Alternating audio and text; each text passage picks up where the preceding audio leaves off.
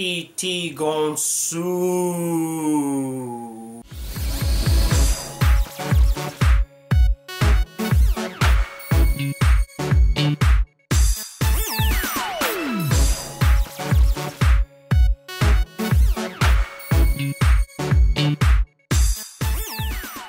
Hey guys, the Black Critic Guy, and as promised, I'm here today to give you my review of E.T. the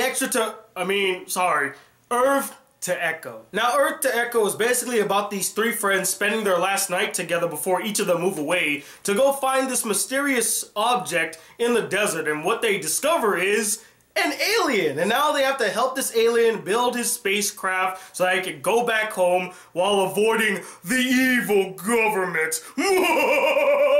The first time I saw the trailer for this movie, I immediately thought E.T. It's basically E.T. the found footage version. And the more trailers and footage that they sent out, the more they cemented that fact. But I went into this movie with an open mind and I wanted to give it a chance. Even though it is a ripoff of E.T., it could still be a decent story, have some decent characters, and be something interesting and fun to watch. And at the end of the day,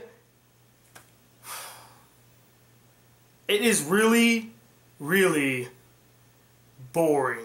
It's found footage done in the worst way possible, both as a gimmick and as a way to make a movie for cheap. They didn't do it to enhance the storytelling or to be very creative. No, they did it because it was very cheap to make and as a gimmick, because found footage movies are just all the rage right now. The few good things that I took away from this movie is, first off, Echo. He did look pretty cool, and he was pretty interesting, even though the special effects in this movie aren't really anything to run home to. The coolest scene in this entire movie is the scene that you saw in the trailer where they're about to go head on with a truck, and then they start dismantling it, and then they reform it on the other side. That was the coolest shot in the entire movie. It did look cool, but you already saw it, so why do you need to go to the movies to see that shot again? Just play it on YouTube and repeat over and over again. Although that would get boring after an hour or so. Another character that really stood out was Munch. I liked his character. He's that overly cautious friend that doesn't want to get into trouble and make sure everybody is safe. He made me laugh a couple of times. Some of his lines were pretty funny, and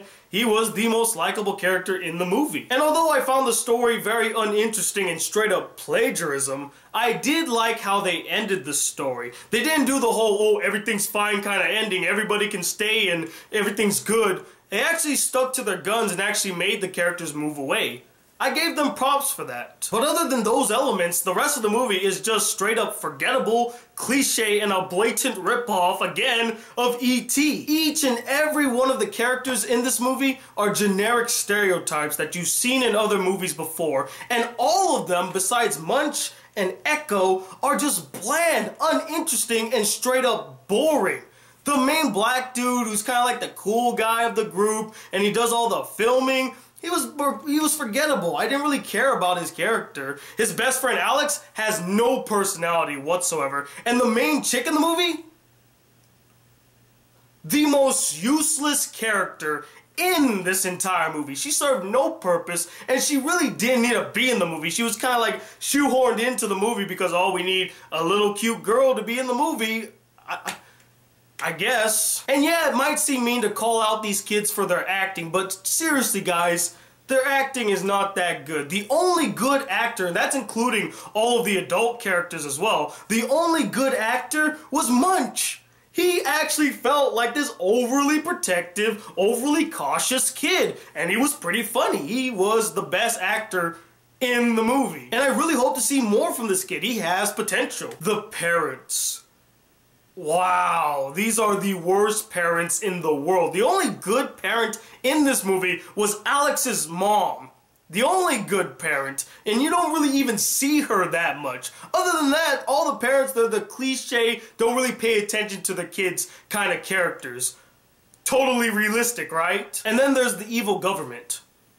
One-dimensional, they're just evil, that's it. Nothing more to them. There are just so many unrealistic things that happen in this movie that make me go, Really? That happened? Wow, you are just either really lazy or a terrible writer. I mean, to name all of the unrealistic moments, we'll be here for days. But the two that really stood out to me, the first one being when the kids snuck in to the girl's house and then into her room without ever being noticed. And there were multiple times where they could have been noticed.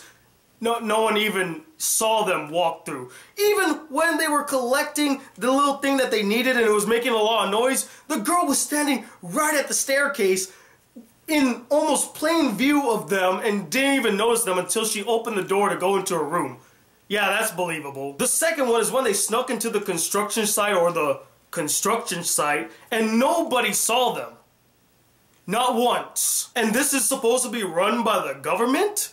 This is the type of security? Really? I don't know whether to be offended at the misrepresentation of security by the government or to be offended at the lazy writing that this movie is showing me. And I know exactly what you're all thinking. Tony, calm down. It's just a kid's movie. It's made for kids.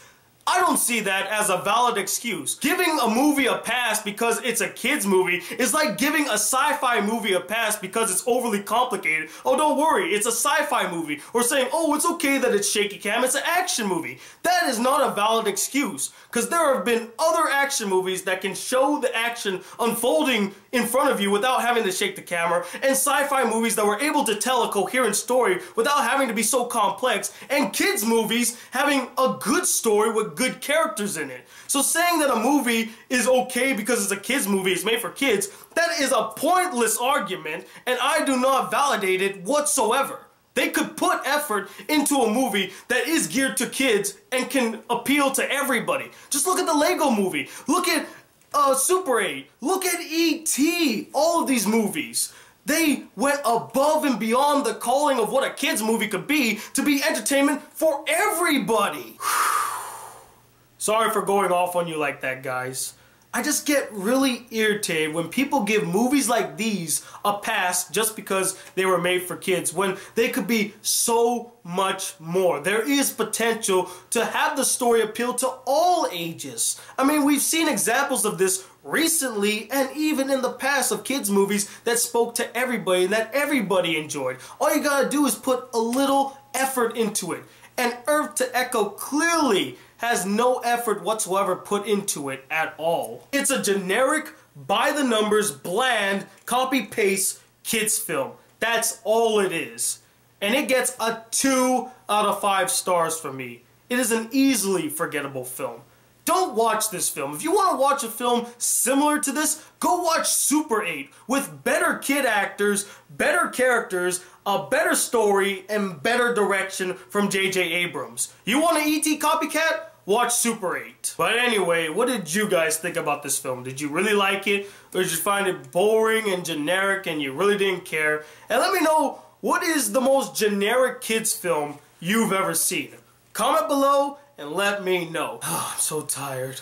Hit that subscribe button if you're new to my channel. Welcome to the Black Critic Guy. Like this video if you really enjoyed it. And I'm Tony Walker II, the Black Critic Guy. Till then, peace, YouTube.